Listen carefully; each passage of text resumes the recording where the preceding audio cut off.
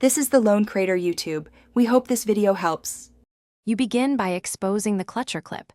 Remove any obstructing panels and clean the area so you can see retaining edges.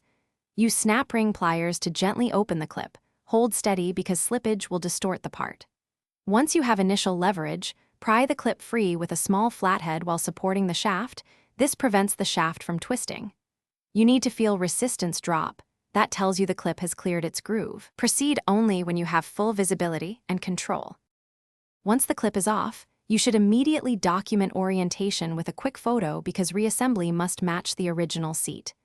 Clean the groove with a rag and light solvent, then inspect for burrs or wear that prevents seating. A damaged groove causes future failure.